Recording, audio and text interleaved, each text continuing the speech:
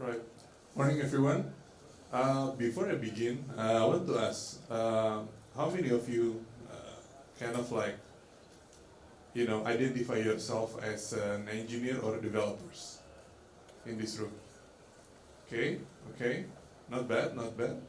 How many of you already use the open source type of tool? Either kind of like open source Gen AI or anything for open source. Okay, okay, this is good then. Okay, um, so my name is Mika. I'm currently the CTO of Quasar, and currently I'm really excited to be here to talk about the topic that I believe will shape the future of mixed reality. It's actually the integration of the open source Gen AI into the mixed reality experience. So before we dive into the exciting possibilities of this integration, let's take a moment to consider where we are today. Mixed reality, or MR, as we say, has come a long way in recent years, right? We're seeing growing adoption across various industries, from manufacturing and healthcare to education and entertainment. The visual and interactive capabilities of mixed reality are truly impressive, allowing us to blend the digital and physical world in ways we could only dream a decade ago. Now, at the same time, we're also witnessing the rapid advancement in the field of open source Gen AI. These AI models are becoming increasingly sophisticated, capable of creating text, not only text but images, 3D models, audio, and even video. The open source nature of these tools means they are accessible to developers and business of all sizes. However, as with any emerging technology, we face some challenges on the production side. Content creation for MR experience can be a significant bottleneck. Creating a high quality, diverse content for immersive environment is currently time consuming and expensive.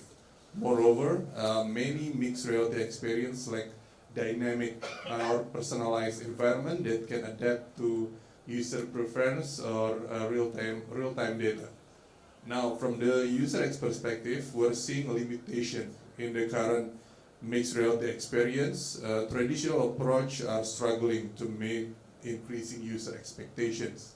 There is a growing demand for more immersive, responsive, and customizable MR experience that can offer unique interaction each time a user engages with them. Now, this brings us to the central question of our talk today. How can we leverage open source generative AI to overcome this current limitation and create more engaging, dynamic, and personalized mixed reality experience? I think to answer this question, we'll try to explore three key areas. First is the key integration opportunities. What are the key integration opportunities? The technical approach, and also how can we address the challenges.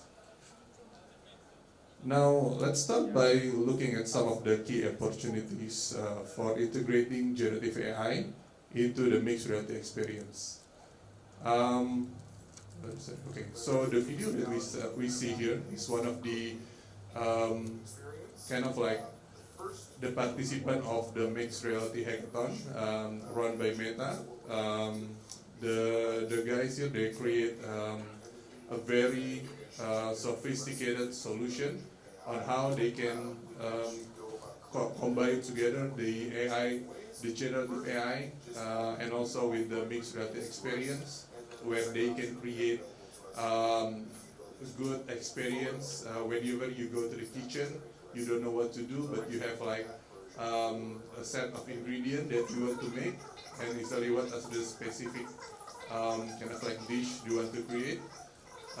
They create this interesting kind of like solution by combining the Gen AI and also the current XR capability using the Meta headset. So this can create like a personalized interaction and also a real-time environment adaptation.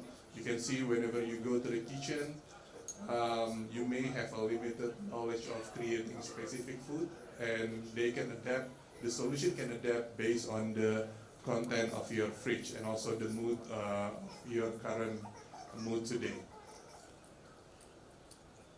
Okay, so let's discuss more on the technical approach to kind of like integrate the open source Gen AI into the mixed reality experience.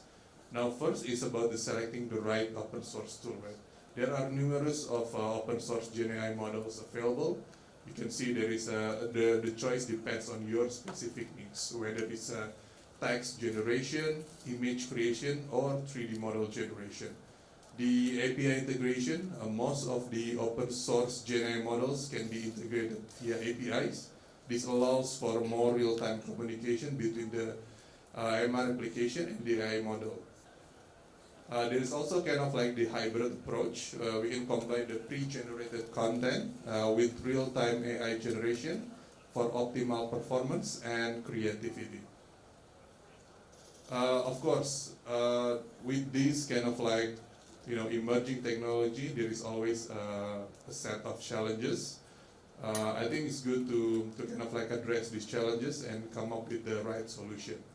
First is the performance optimization, ensuring that the integration of Gen AI doesn't negatively impact the performance of the MR experience, especially on a less powerful device. There is a content coherence, making sure that AI generated content fits seamlessly into the existing MR environment and narrative.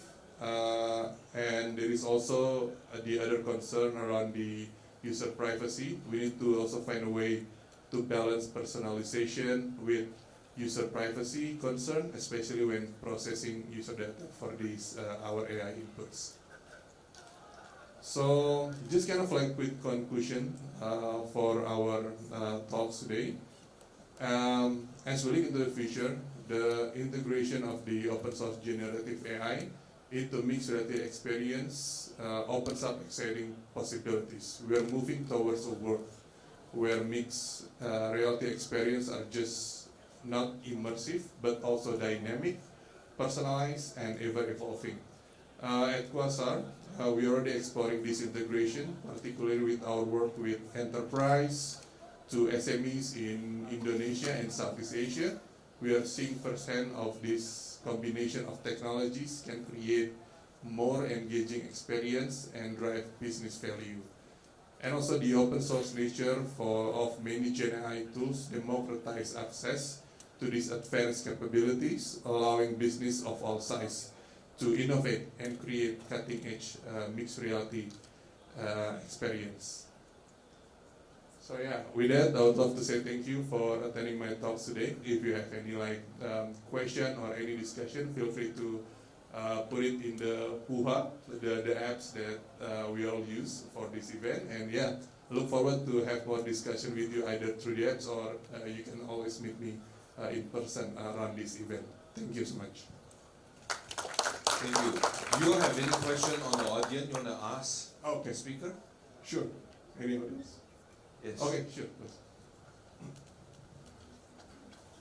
I asked this in the app, but I'll ask you directly. What's your sort of thoughts on the integrity of the current models in regards to copyright and the fact, especially in regards to image and 3D model generation, where a lot of the stuff has been scraped from public content which they don't have copyright license for?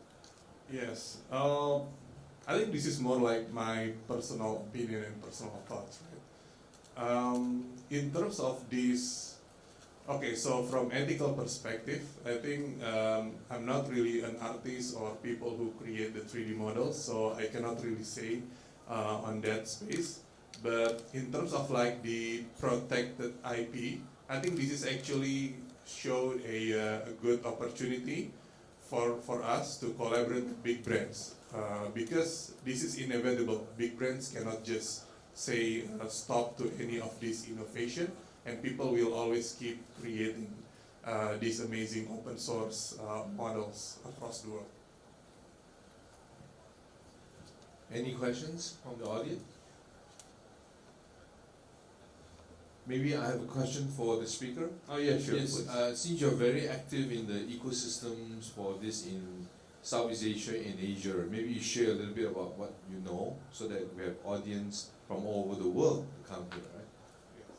So yeah, thank you for that. Yeah, I'm also active organizing a local kind of like a tech community in Indonesia and in Singapore as well.